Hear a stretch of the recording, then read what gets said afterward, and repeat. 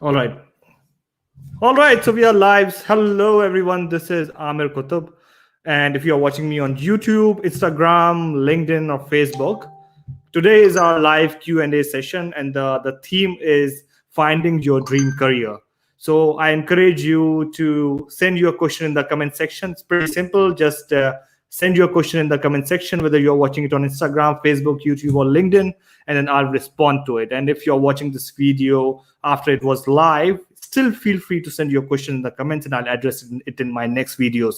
So we've got few people that are actually live over here. So we'll go through, and don't worry, we'll go through all of the comments and we'll try to address all of the questions. So I'll take the first question that was sent to me earlier. It was, I'm in the middle of my graduation, but I don't know what to do once I complete it. Please suggest some options to choose after completing your graduation. So this is a very common question that a lot of students ask me, is that they are in middle of their graduation or they have completed their graduation, but they are still not sure where to build their career in. So like, you can develop your career in many fields, and you could choose probably a mediocre career, or you could go a straight way. But a successful career is actually made by combining your skills and your interests. So the skills are the ones that you gain through your graduation or your degree, or sometimes you don't even gain those skills through your degree, but you gain those skills by participating in extracurricular activities, working on projects, doing internships, doing some freelancing gigs. So you have to combine your skills with whatever you are interested in. It's very simple. I've explained it in one of my videos, which is about hybrid career. Just to repeat, the hybrid career options are where you're not going it the way everyone is doing it, because everyone right now is following the masses. So if one is going in this direction, if there's a trend thing in India where if someone is doing an MBA, then everyone will start doing an MBA. Someone is preparing for PSU, everyone will start doing PSU. Whereas we are not looking for a lot of different options that are actually not in the box, that are outside the box. So you need to look at some of those options that are actually in outside your box. And that's where these hybrid career options come in. So what are actually hybrid career options? So hybrid career options is where you combine your skills and then you combine your interests. For example, if you've got skills in technology, you are studying a computer's degree or an engineering degree, but your interest lies in sports, then you can actually develop your career in sports technology. Similarly, if your skills lies in content writing, or if you are interested in content writing, but you have got an engineering background, you can actually go in technical writing. So you have to look at, okay, what course am I doing? Where are my skills and where are my interests? And just combine those two things to develop a career. Now I'll take a question from the audience here. So we have got question from AB, which is, sir, I'm pursuing BTech in electrical engineering, and this is my final year. I was so confused about my future plan. What will I do, MBA or MTech? Now, again, I have talked a lot about this. People always ask me what to do after BTech. Should I do MBA or MTech? My question is, why to do any of these? Like, what is the reason that you are not going for a job directly after graduation? And I would tell you that India, Pakistan, and Bangladesh are the only countries in the world where people would do a technical degree and do not gain any experience and go for masters. Look, masters is good and PhD is good if you want to go into academics or you want to specialize in any field. The thing is that you haven't developed your interest in any particular field while you are in engineering. So it's always better and it's always recommended that you go and gain some experience first and understand about the industry, how the business works, and then come back and do either an MBA or MTech, depending upon where your interest lies, rather than everyone is doing an MBA, so I'll do an MBA, or everyone is doing an MTech, so I'll do an MTech. That's the wrong approach. So you have to stay away from that approach and ensure that you are doing something where your passion lies, and rather than just choosing what everyone is choosing. So I hope I answered that question. I'll take another question. So it's from Instagram. It's by Om Chaturvedi. Advice for a 17-year-old entrepreneur. Well, it's a very good question, and it's amazing that you are at a 17 years old age and you are asking for a question about entrepreneurship, or you're thinking about that career seriously. Because when I was 17 years old, I had no idea where I want my career to be in, so I wasn't sure about it at all. Uh, so this is probably a good age where should start thinking about where your interest lies. So rather than thinking about, okay, I want to be an entrepreneur, I want to go in job, that's a question that could be figured out later. The thing that you need to figure out is, where does your interest lie? Where does your passion lies? Identify that field and explore that field. And doesn't matter whether you are in 10th class or 12th class, or you have completed your graduation or master's, doesn't matter at all. You can gain skills at any particular age. So the online courses are available. There are a lot of material that's actually available online. Education is available for free. You have to purchase the degrees, you have to pay for the degrees, you have to sit in the entrance examination for the degrees. But if you are seeking education, the education is almost practically available for free. All you have to do is to learn those skills. And then people complain that they do not have any experience, and when you are going for jobs, you need to find experience to get jobs. The thing is that you can gain experience by something called gig economy or freelancing.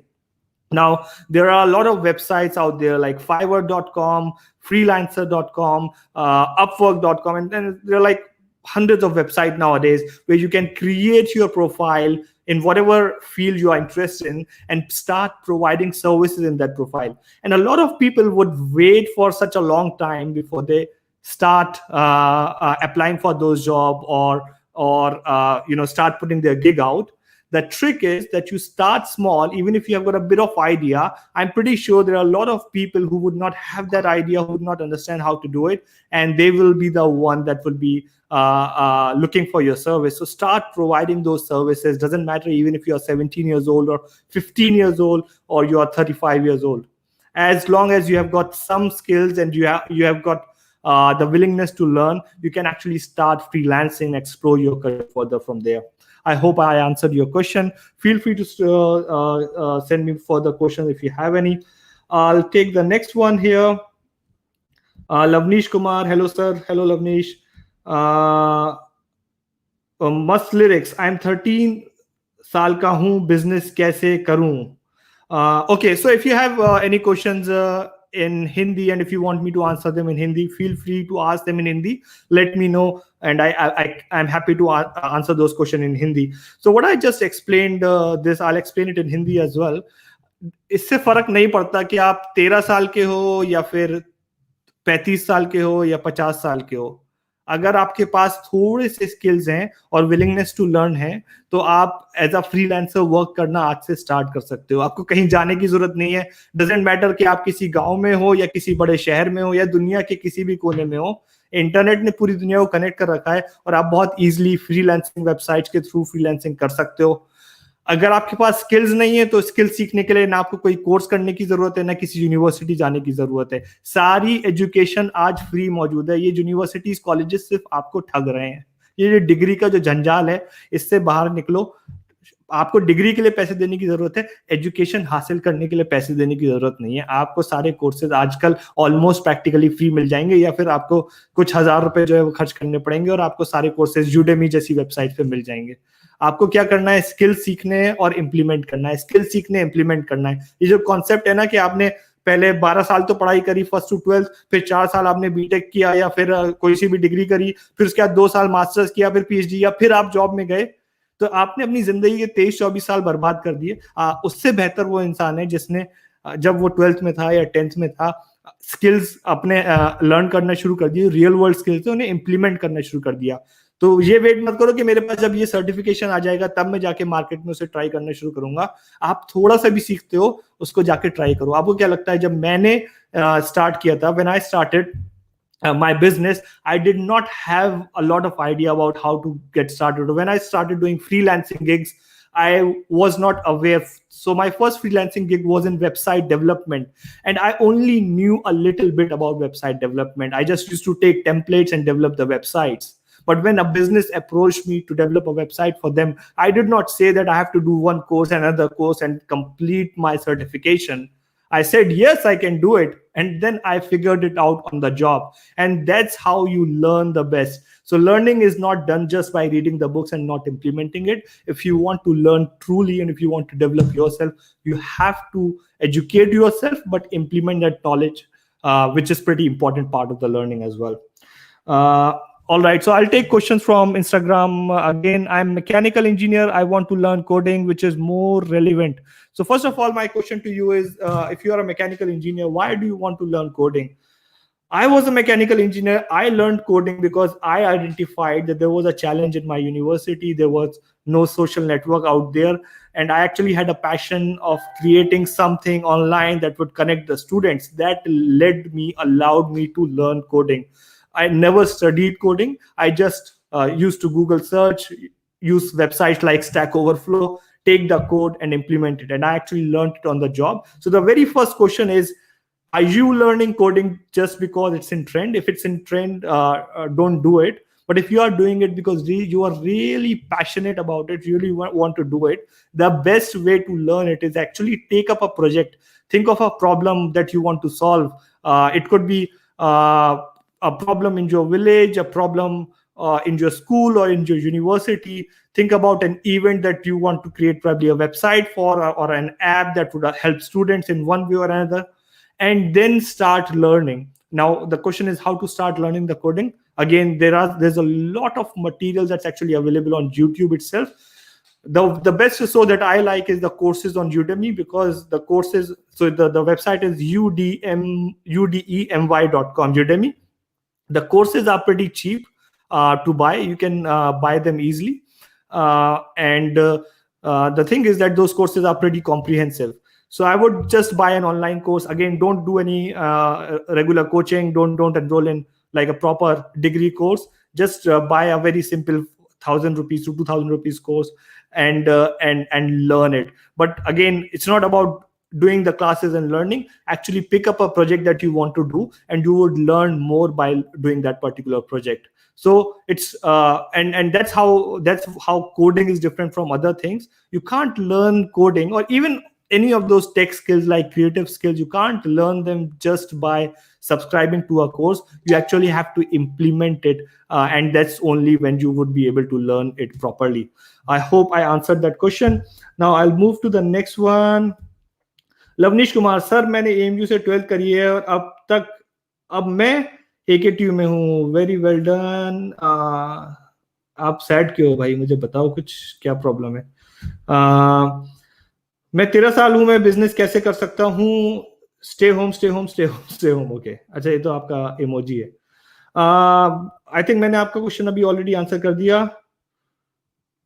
Engineer Mustafa भाई, fan RM hall AMU, thank you so much. Love you भाई, thanks a lot. आप लोगों की दुआएं हैं जो मुझे encourage करती हैं कि मैं वापस आऊँ, अपनी नॉलेज और जो भी मैंने सीखा है वो शेयर कर सकूँ आप लोगों से. Arun Suthar, please reply me. Sir आप क्वेश्चन पूछिए, I will definitely reply you. कहीं मैंने आपका क्वेश्चन तो मिक्स नहीं कर दिया. So we have got Usmani Azad who is asking how to market your services in IT in Australia. So I think you are asking this question, Usmani, if you are sitting in India and then you are asking how to market your services in Australia. Now, I would tell you that in Australia, as a business owner, I actually receive so many cold calls and things like that from all around the world, and especially from India and Philippines. And it's just a bit upsetting, and there's a lot of competition out there. So the very first thing when you say I'm in an IT business, how to promote my services to Australia or wherever, the one thing that you are doing wrong is that IT is a very, very, very huge branch. So if someone says I'm a mechanical engineer, how to promote my services, right? So, or if if Virat Kohli says that I am a sports person, of course what he's saying is right. But if he goes to play football, he would not be allowed to, he would not be allowed in a national team, although he's the captain of Indian cricket team. So Virat Kohli is in the team because he specialized in cricket, but not only in cricket, he specialized in batting in a particular style. So similarly, when you talk about field like information technology, it's a huge field. First, you have to identify your niche. And the niche, when I say niche is something that is very specific, that solves a very particular problem. So rather than thinking about the full IT field, you have to identify your niche and develop your competitive advantage in that particular field. So that field could be cloud computing, that field could be a specific thing in big data. Again, big data is broad field. You have to identify, okay, we are experts in Hadoop. So pick a very, very small thing, but be the best at it, and then people would actually come for you. People would like to seek your services. So then saying, okay, we are a good IT generalist because we do website development, we do mobile app development, we do SEO, and so many things. I would never hire such a team, or I would never hire such a person. But if you come to me and say that we are a team that actually specialize in creating bots that create.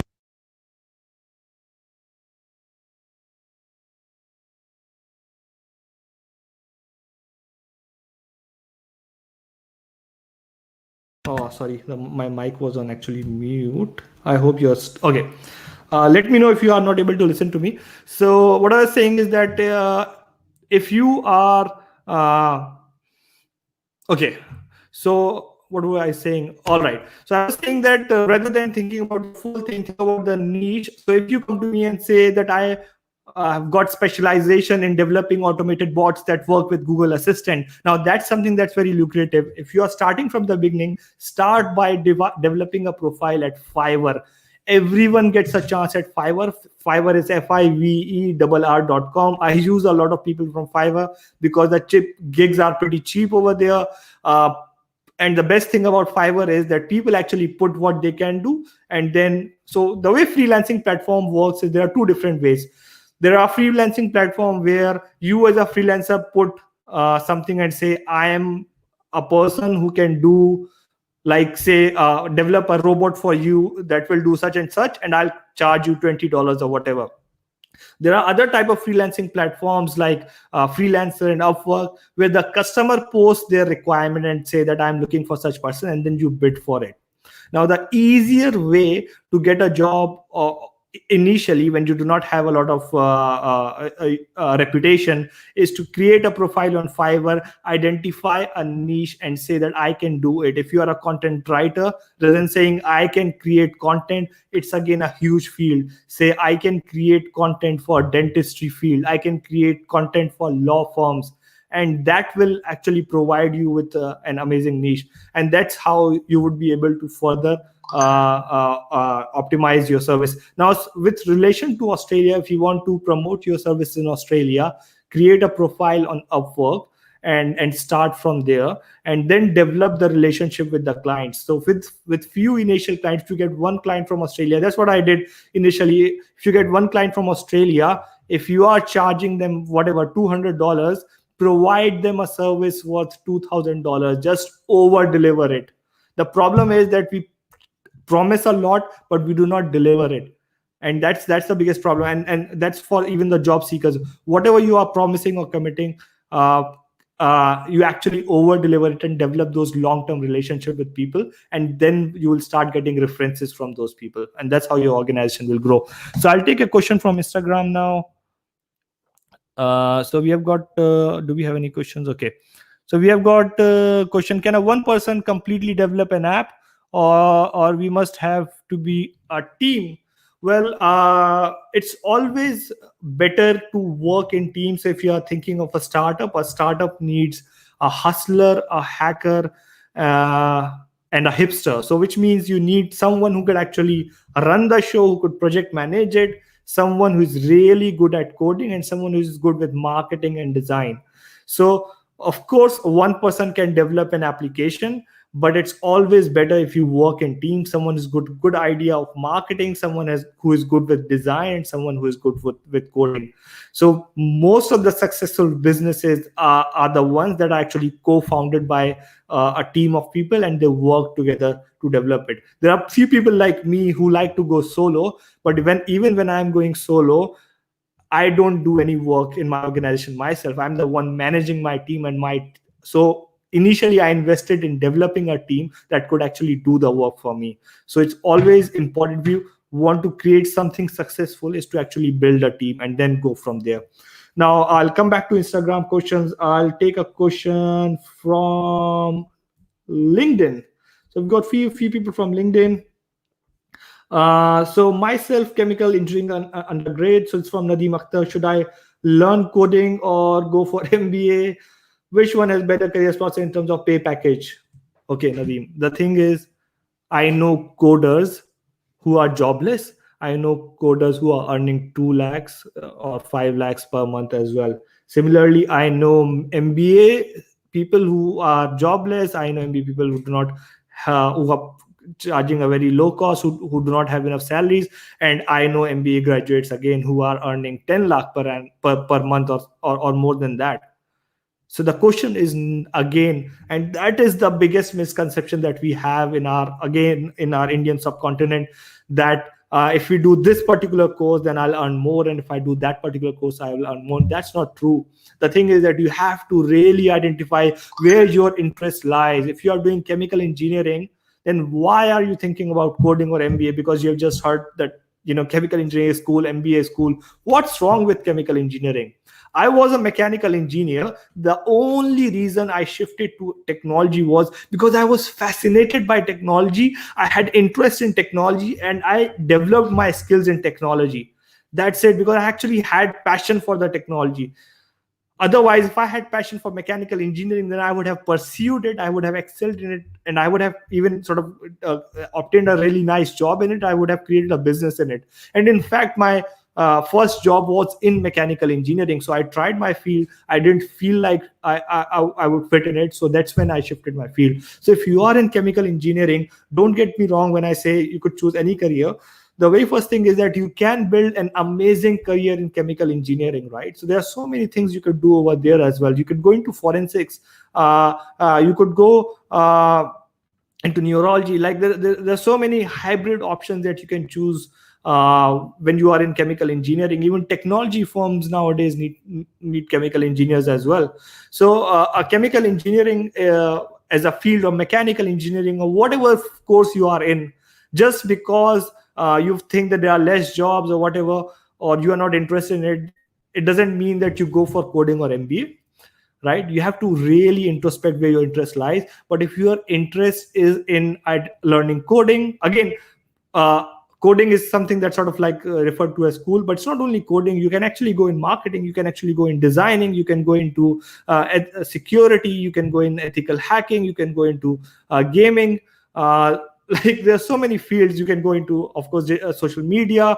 There's so many fields that you can actually go into. There's plethora of options out there. You have to introspect and identify which fields to apply for. And the formula is pretty simple. Whatever field you think that is good, you don't have to right now choose between coding and MBA. Just try and develop a business model and try pitching it to some people. You would identify whether your interest lies in that type of thing. Similarly, if you think that you're interested in coding, try doing a project and see if you get successful in that or not, and whether that's something that actually excites you. Because no matter what you do, if you will love it, then it doesn't feel like that you are putting a lot of energy into it and then you spend days and nights. The reason I was able to excel in technology was because when I was working for it, I didn't feel like eating or sleeping. I was so engrossed in it. I was enjoying it so much that I really loved it. So as I said, if you love coding, then definitely go for it. If you're interested in MBA, go for it. But again, your own field, explore the things in your field as well, and you will find something. And the best way to explore is by trying and implementing it. And no one is actually stopping you to do it. So stop thinking, stop wondering, what should I do? What if my decision is wrong? Every step is learning, and everyone's journey is unique. Not just because I was successful in coding, like it's not the reason that you would be successful in the coding as well. Like you might have to explore the fields. And the reason I was successful in establishing a technology company was not because of my coding skills. If you ask me to write a line of code or a page of code, I cannot do it yet because I'm not good at coding. I'm not good at designing. I'm good with people. I identify the right resources. I have a bit of fear of technology, so I understand how it works, and I'm good at understanding the problems and solving them through technology. And that's how my company operates. So you don't have to be again be good at a particular skill to develop your business or develop your career. It's about identifying what you are good at, where your interest lies, and then develop your career from there. And that's what building a dream career looks like. I'll take another question from Mubin96, which is on Instagram. Amir bhai, should we follow passion or trend? Thank you so much for this question. This is an amazing question. Again, I get this question: should we follow passion or trend? That the challenge with the trend is that trend comes and goes all the time. So right now, Instagram could be in trend. So for example, TikTok was in trend. Everyone was making TikTok videos, and then the TikTok was banned on one single day. So right now, making videos or going live is in trend, but it might not be in trend anymore. The only way you can actually survive in this ever-changing world is that you actually follow your passion, follow what you like. Even if your passion is in something that's very traditional, for example, if your passion is in agriculture, right? If you like farming, do it. If you like of course, look at what are the opportunities out there. That's why I talk about this SWOT analysis: strength, weakness, opportunity, threats. First, identify what your strengths are, what your weaknesses are, where your passion lies, and then compare it with the market. Look at the opportunities and threats, and then combine both of them. If you would just look at opportunities and threats and see that everyone is doing good in it, and you just go in there without looking at your strengths or opportunities or threats, your strengths and your weaknesses, if you don't look at your passion, then you might be following the trend, but the challenge is that you would not be satisfied with your career. And if you are not satisfied with what you are doing, you will never be able to excel in it. That's my guarantee. Like, no matter how good you are at with something, but if you don't enjoy doing it, you will not be able to sustain for a long time. And that's the biggest challenge. I'll take another question from Shanawaz Siddiqui from Facebook. I'm software engineer having 5+ year experience. I want to start my startup. What's the prerequisites? That's a good question. So Shanawaz is asking, he's a software engineer. He's having 5+ year experience, and he wants to start his own startup. What are the prerequisites? No prerequisites for starting your own startups. There are literally no prerequisites, no qualifications for starting your own startup. All you have to do is you just have to have the courage to actually chase it and go for it. So again, I'll repeat myself. There are no requisites of establishing your startups. All you need is the courage to get started and persistence and determination to see it through. Because the challenge is that startup struggle is a lot. So startup journey is not easy. You have to face a lot of challenges. You have to face a lot of problems. You will face emotional stress and challenges. So when I went into the business very first time, I thought it's going to be piece of cake. I'll start my business, and after that I'll have my own independence, I'll have my own money, and so on. But I was completely wrong. I actually had to struggle for 3 years before I could actually even sort of like save a bit of money.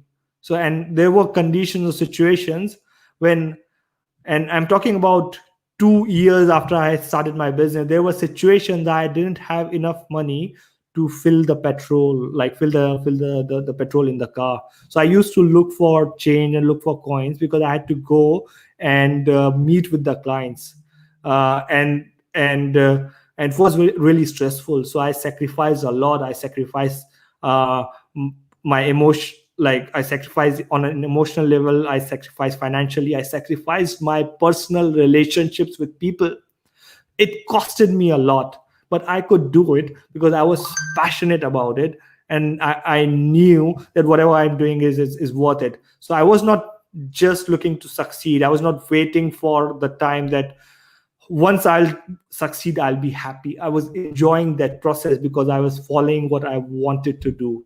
So if you really love what you want to do, and if you really enjoy the process, you would be successful.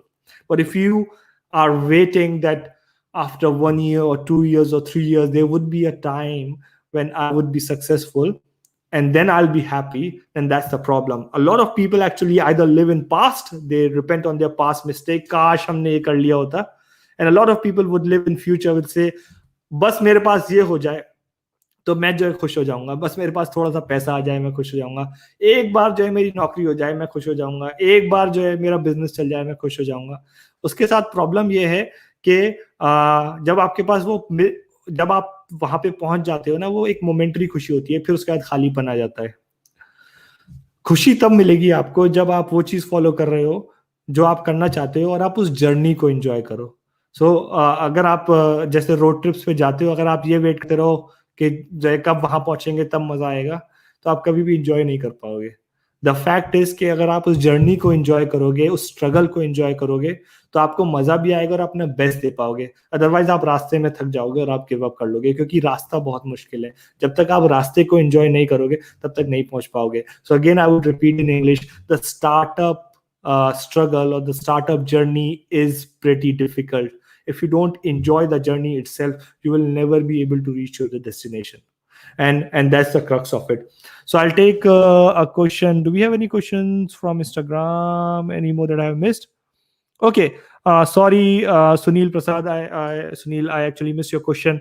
So we have a question from Sunil. Sir, sometimes happens that we do some work, but that work cannot be done according to us, and we start to doubt ourselves whether this is right or not. Please guide. So Sunil is saying that sometimes we start something and we are not able to achieve it. We fail in it, and then we start to doubt ourselves whether we were right or wrong. So what are your thoughts on this? So my thoughts on it is that the only way to learn and only way to find the right path is to actually go and follow your instincts and follow the way, like the journey to the success, or the path to the success. It's not like a straight line. You can't just sort of like start from here and say, okay, this is my career goal, this is what I will do, and I'll reach over there. It doesn't work like that, and there's no magical way. I cannot tell you the successful pathway, and anyone who claims to do that is actually wrong, because everyone has to write his own story. Everyone's journey is different.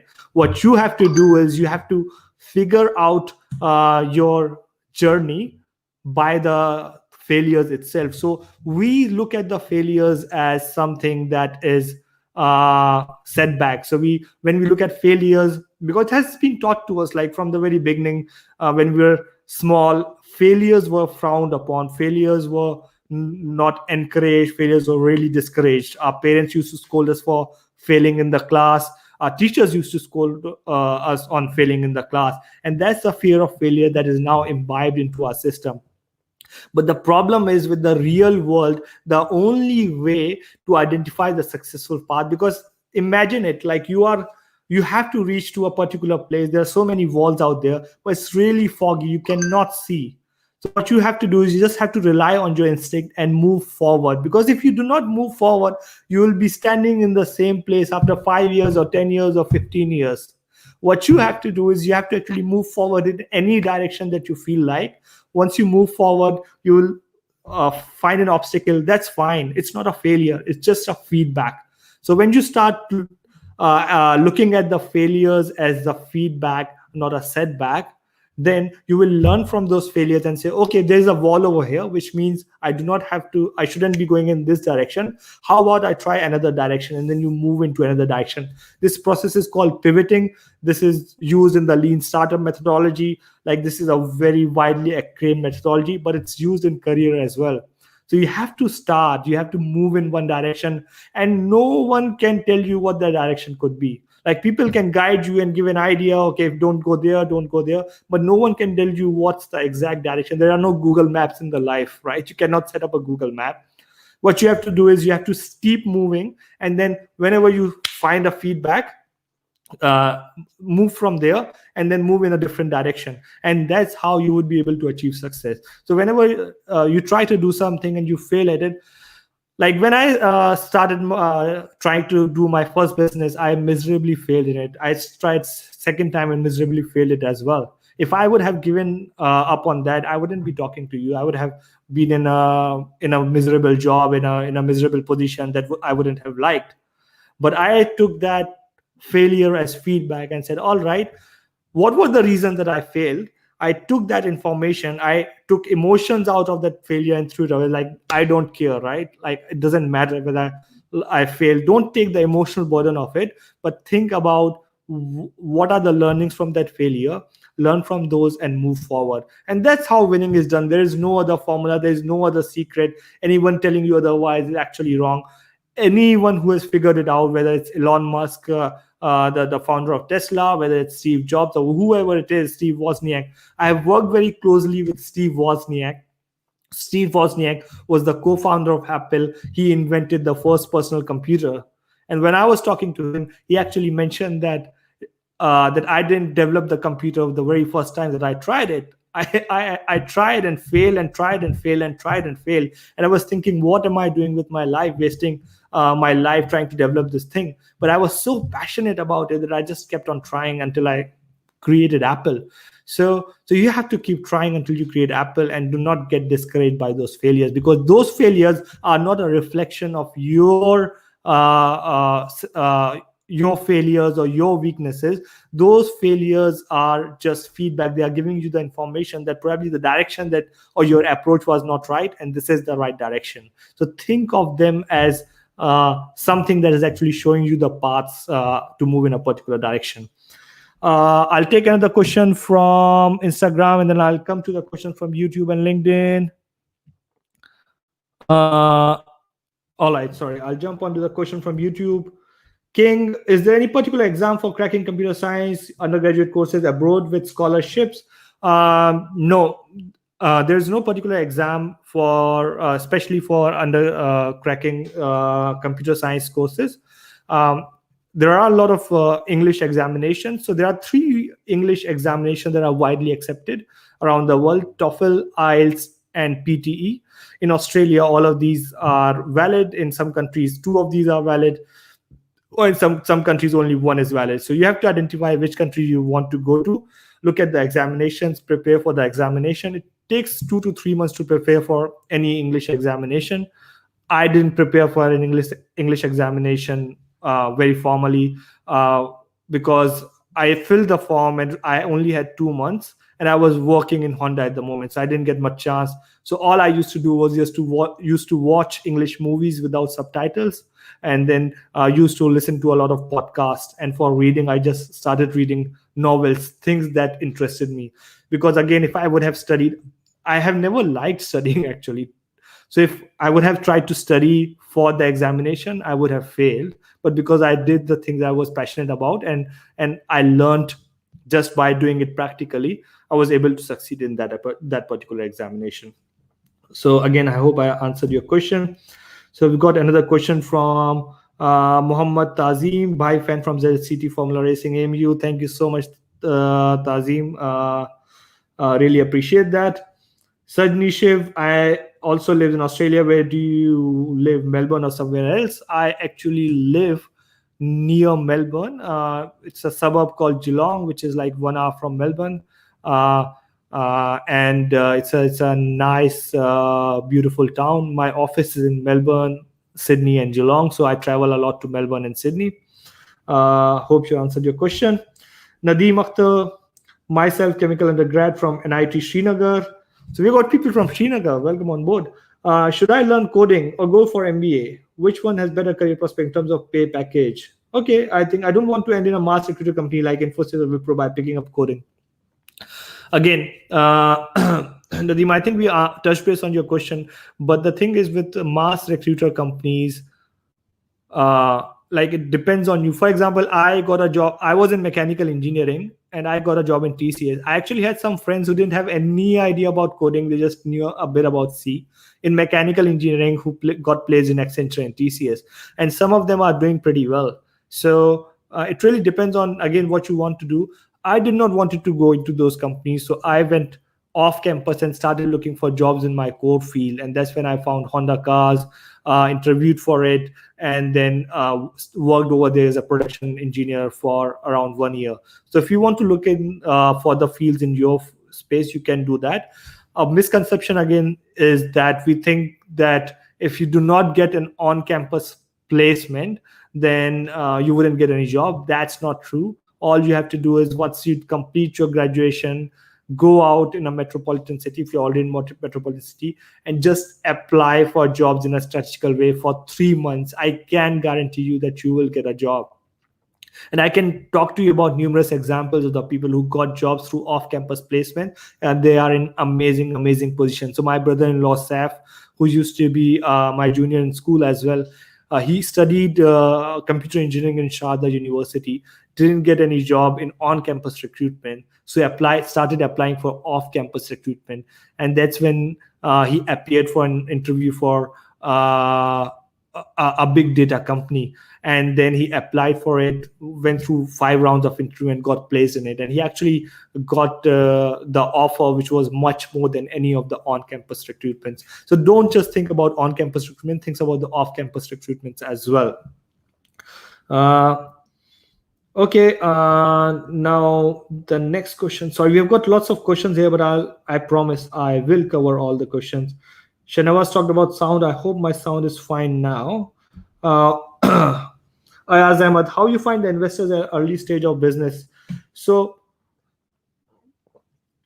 this question is about the investors, finding investors at the early stage of business.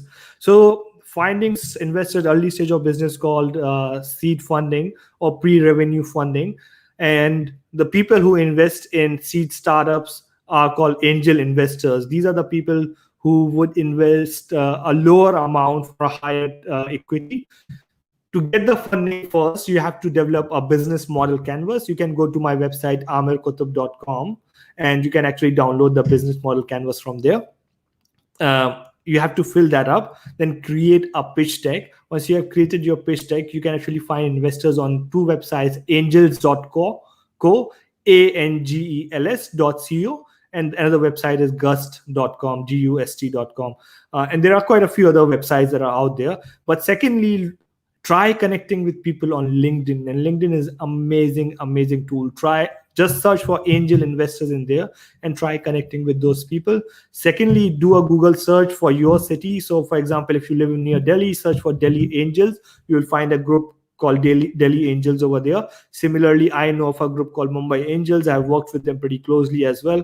So Mumbai Angels is a group. So in every city almost you will find an angel investment group. These are the people that are going to invest in your early seed stage startups. Now I'll take a question from Instagram. Chaudhry Analik, please explain IELTS and TOEFL test and ESL EFL test as well. So all of these are English tests. So IELTS is conducted by a different organization. TOEFL is conducted by a different organization. They've got a different formats altogether. All I can tell you about this is that these tests actually test you on your ability to communicate properly when you go into those countries. It's not looking for they are not cutting a lot of marks for grammar. They are not very concerned about how creatively you speak. It's more about how well you can actually communicate when you are studying in a course or when you are doing a job. And mostly with all the English tests, they revolve around 4 things: speaking, reading, writing, and listening, the 4 skills.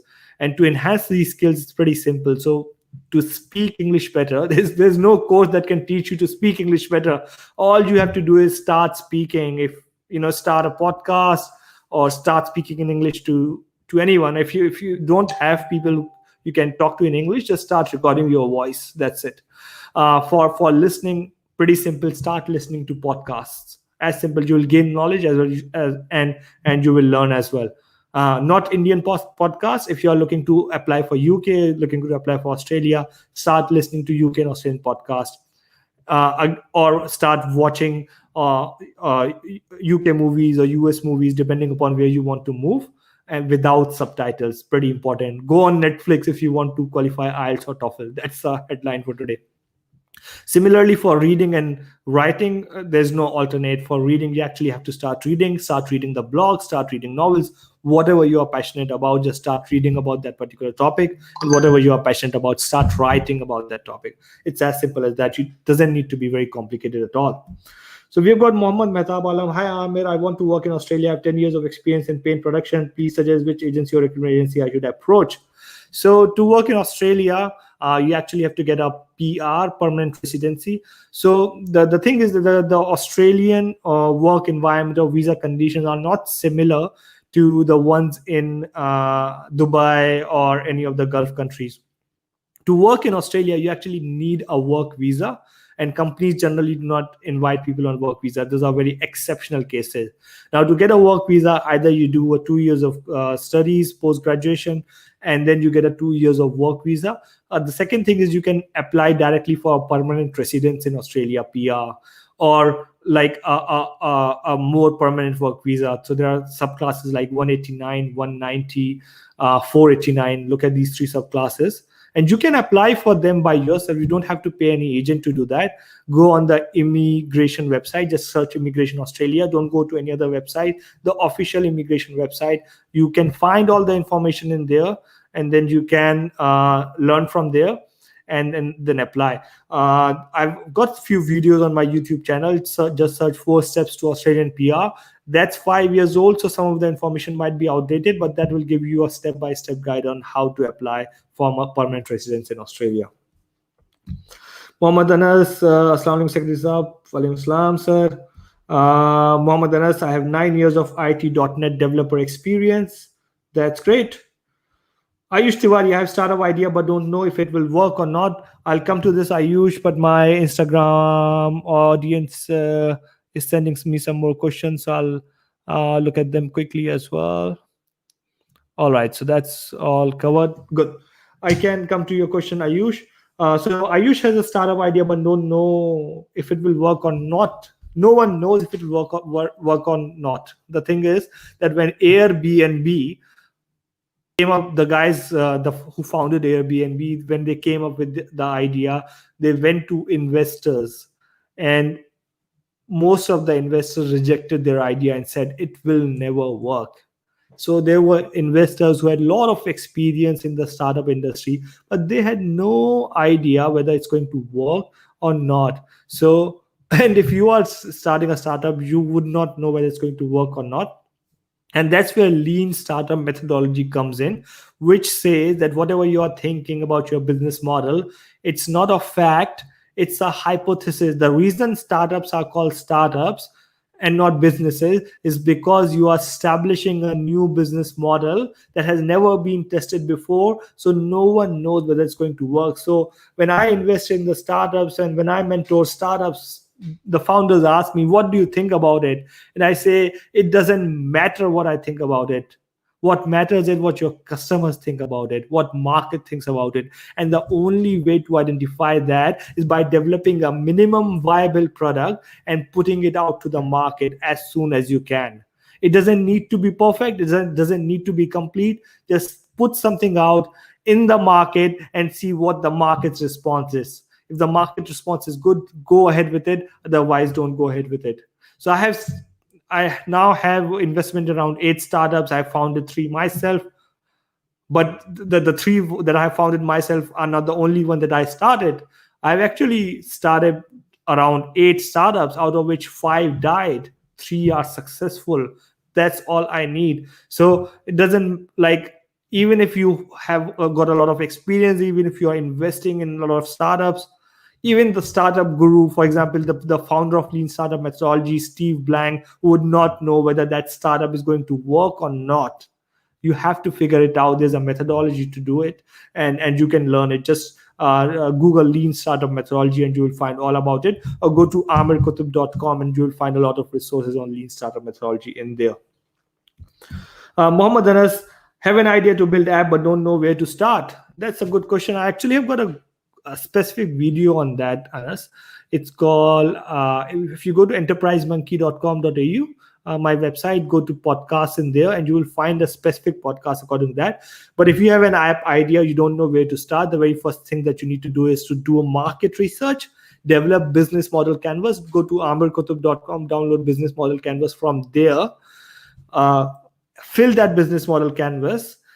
And then from there, rather than developing the full app, develop a minimum viable product. What is a minimum viable product? A minimum viable product is something very small that you could actually develop easily in 1 month or 2.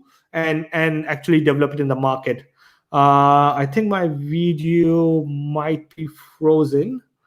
Is it? But that's all right. I'll just continue with the questions, or let me do something here.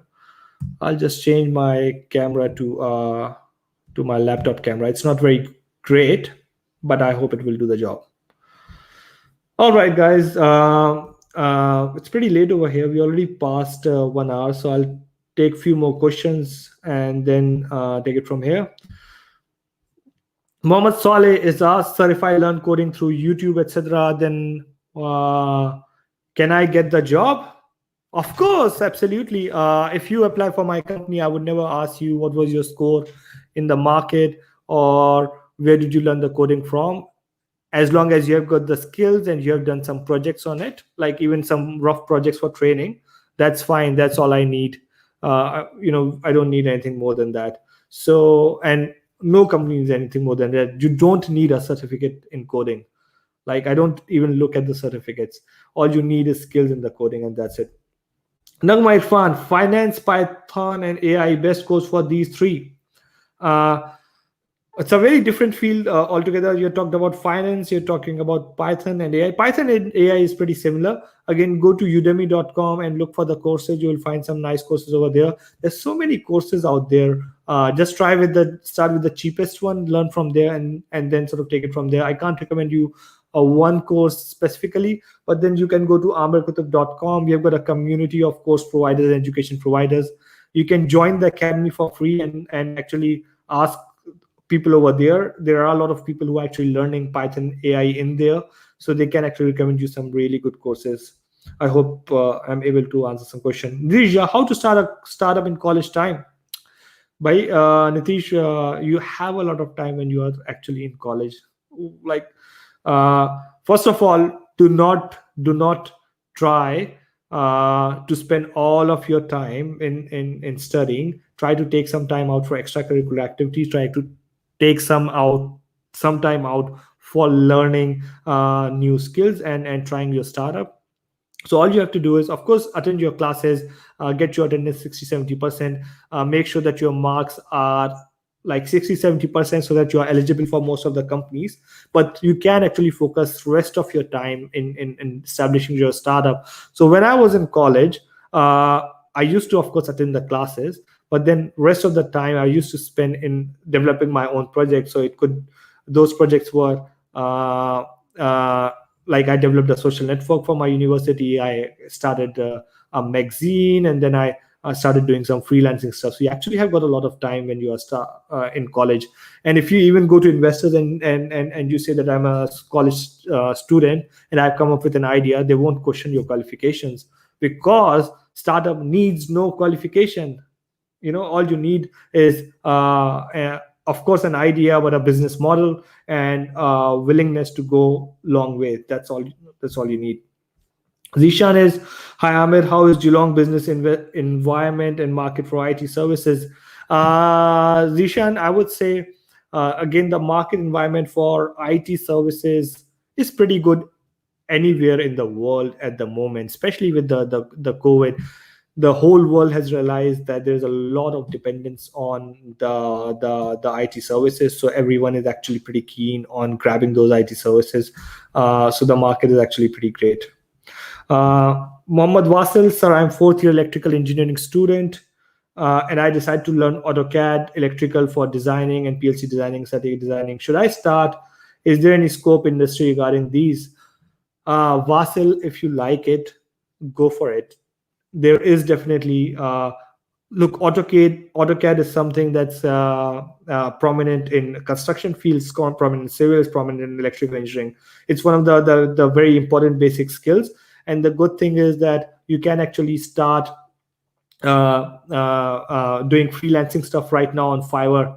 So go to fiverr.com, create a gig, and say, "I can do an electrical AutoCAD designing," and you will see you will start getting projects around that. Similarly, for PLC designing, these are the things that you can easily do even as a freelancer, earn a lot of money and gain a lot of experience doing that. So definitely go for it and knock yourself out.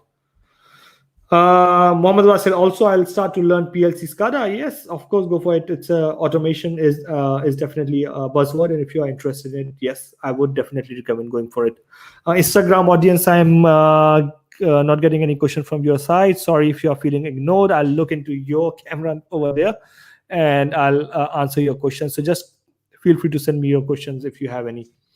All right, so going back to question from Facebook, Mohammed Roshan, what is the scope of public policy in Australia? Well, public policy is actually important anywhere in the world, and especially with the people being more educated about the democracy itself and asking more questions from the government. The scope is definitely high. The challenge, though, is that a lot of public policies jobs are with government, and for a lot of government jobs you need a citizenship before you actually can apply for those government jobs. There are some government jobs you can get by being a permanent resident, but if you're not a permanent resident, you're not on a temporary visa, it's difficult to do that. If you're not looking for a government job, if you're looking to work in a not-for-profit organization, you can easily do that. And there's definitely a scope with not-for-profit organizations and advocacy bodies as well. We have got Yash from Instagram. Hello, hi Yash.